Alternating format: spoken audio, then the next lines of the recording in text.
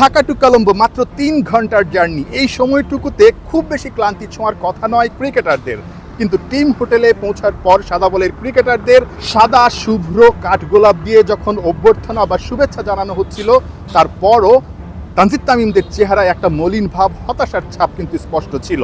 একটাই কারণ, যখনই তারা ঢাকা থেকে কলম্বোয় পা রেখেছেন, মোবাইল স্ক্রিনে বাংলাদেশ টেস্ট দলের যে স্কোরটা সেটা স্ক্রল করতে গিয়ে খুব সম্ভবত বড়সড় একটা ধাক্কাই খেয়েছেন। কারণ ঢাকা থেকে দেখে এসেছেন বাংলাদেশের কোনো উইকেট যায়নি, কিংবা বাংলাদেশ হয়তো তখন ব্যাটিংয়েই নামেনি, কিন্তু নামার পর দেখছেন 6টা উইকেট চলে গেছে। অর্থাৎ এই টেস্টে বাংলাদেশ এখন পরাজয়ের অপেক্ষায় আছে। টিমের সঙ্গে এসেছিলেন বাংলাদেশ ক্রিকেট দলের অপারেশনস কমিটির চেয়ারম্যান নাজমুল আবেদিন ফাহিমও। কতটা হতাশ আসলে পুরো দল? খারাপ সংবাদই হয়তো আপনারা মোবাইল স্ক্রিনে দেখতে পেয়েছেন যে টেস্টে খুব একটা ভালো অবস্থানে বাংলাদেশ এই মুহূর্তে নেই। একটু ধাক্কা খেলেন কিনা, আর ওয়ানডে টিমের একটু আপডেটটাও বলবেন।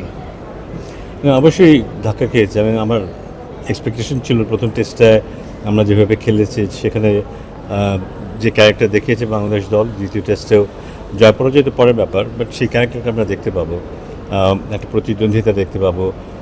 হতে পারে যে এই উইকেটে প্রথম দিন ব্যাট করতে গিয়ে আমরা একটু স্ট্রাগল করেছি, বলারদের সাহায্য ছিল, দ্বিতীয় দিন ওরা সহজে ব্যাট করেছে, কিন্তু তারপরে মানে যে আমরা প্রথম দিনই একটু ভালো খেলতে পারতাম, যারা সেট হয়ে গিয়েছিল এবং 3-4 জন সেট হয়েছিল, এটা উচিত ছিল তাদেরই লম্বা ইনিংস খেলা এবং প্রথম ইনিংসে একটা রিজনেবল স্কোর করা, যেটা প্রতিপক্ষকে কিছুটা হলেও চাপ খেলতে পারতো। এই বহরে বাংলাদেশ ক্রিকেট দলের সব ক্রিকেটারদের দেখা গেল, তাসকিন আহমেদ এবং নাইম শেখকে কিন্তু দেখা যায়নি। তারা কি আসলে তাহলে ওয়ানডে দলের সঙ্গে কিংবা টি-20 দলের সঙ্গে যোগ দিবেন না, নাকি আসেননি? সেই প্রশ্নটা ছিল। জানা গেছে তারা আগামীকালই দলের সঙ্গে যোগ দিবেন এবং একেবারে কাল থেকেই তারা প্র্যাকটিসটা শুরু করবেন।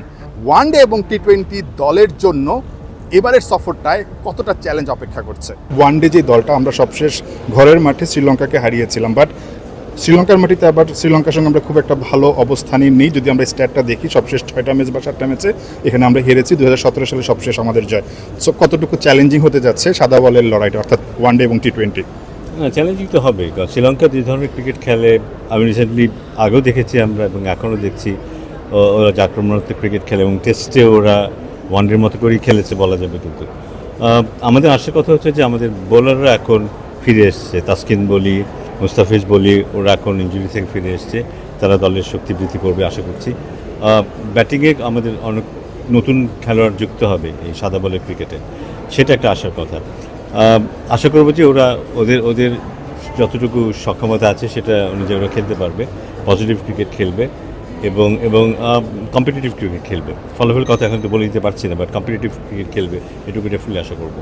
সবশেষ বাংলাদেশ ওয়ানডে খেলেছিল সেই চ্যাম্পিয়ন্স ট্রফিতে। লম্বা বিরতি, প্রায় 4 থেকে 4.5 মাসের এই লম্বা বিরতির পর আবারও এই ওয়ানডে ফরম্যাটে খেলতে নামা বাংলাদেশের জন্য খুব একটা সহজ হবার কথা নয়। তবে তাসকিন আহমেদদের ফেরা কিংবা নাইম শেখদের আসলে দলের সঙ্গে অন্তর্ভুক্ত হওয়া, ইনজুরি থেকে মুস্তাফিজুর রহমানের ফেরা, এই সবগুলো বিষয় কিন্তু দলকে বুস্ট আপ করছে এবং দলকে ভালো করতে অনুপ্রাণিত করছে। টেস্টে মিশ্র যে পারফরমেন্সটা, সেই পারফরমেন্সটাকে নিশ্চয়ই বাংলাদেশ সাদা বলে ছাড়িয়ে যেতে চাইবে। নাহিয়ান বিন জাসিম, 71, কলম্বো, শ্রীলঙ্কা।